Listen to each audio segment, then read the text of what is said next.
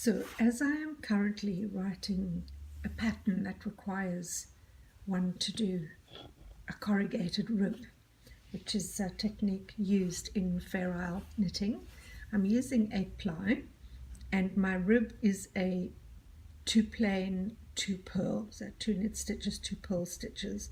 My knit stitches are the main color or color A, and the purl stitches I'm doing 2 rows in each of the contrast colors.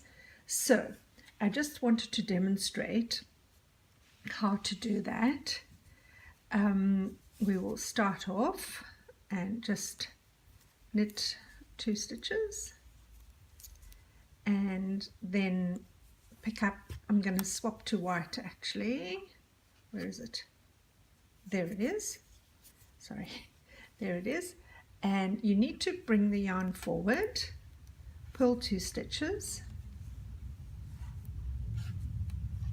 pull 2 stitches, and then take the yarn back, and then knit your 2 stitches. Now it's very, if you can continental knit and English knit, this becomes way easier because you just hold one yarn in your right hand and one yarn in your left hand, and the process becomes quite a bit faster. But the reason I'm demonstrating it is because the purl yarn, you need to move your yarn backwards and forwards, because if you don't do that, it becomes quite evident that if you don't do that and you then knit these 2 stitches, you have to bring the cream colored yarn over the black yarn, and that would just mess up the whole look. I mean, it could be a look, I suppose, but for the purposes of corrugated, I almost said corrugated iron, corrugated rib, it needs to work like this. So you just go, you knit 2 stitches, and then you bring your yarn forward and you purl these 2 stitches. I'll do it slowly, and then yarn back, knit these 2 stitches, and so you go for the rest of the row. Now I'm just going to babble away here because I need to demonstrate the wrong side as well. Now normally when you knit sort of classic feral garments, most of them are knitted in the round, and you just keep going around and around, alternating your colors in this way. But in this pattern that I'm writing here, because I'm writing the pattern to knit flat, it means that we will be moving on to the wrong side. So almost at the end of the row, I'll just do, oh, I don't know if this is a good tutorial, just do another slow one.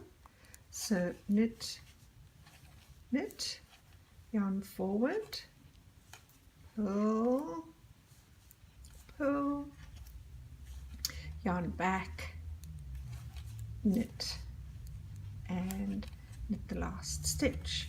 Now we're going to flip it over and do the wrong side. So now your dark stitches become purl stitches and your contrast color becomes a knit stitch. So this changes a little bit. So you've got the purl stitches happening here. So that's purl, purl, and then you just kind of cross that, the main color or color A over color C, and these ones now have become a knit stitch. So that means you have to put your yarn back, knit 2 stitches, bring the yarn forward, and then pick up your dark yarn. And I have this technique where I just hold it in my left hand and I scoop it up like this. That's kind of works for me. Then you go yarn back, knit 2 stitches, yarn forward, and then you purl these 2,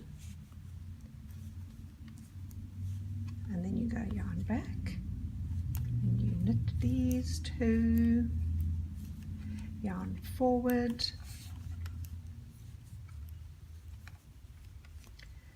and pull these 2. Now you can see, in having put the yarn backwards and forwards, I have all the floats on the wrong side of the work. Yarn back, knit 2 stitches, yarn forward, and pull 2 stitches.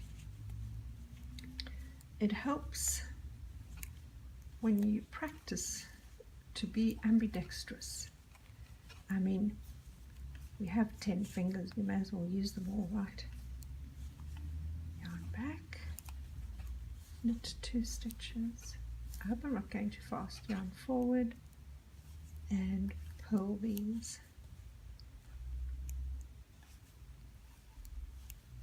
Yarn back. I'm just going to demonstrate what I feel is an original way of doing a purl for Fair Isle, but you know, nothing is new in the world. So just hold the yarn between your index finger and your thumb, flip it over the top of the needle, and then just pull it out the back. Flip it over the top of the needle, pull it out the back, and then, oops, knit these 2.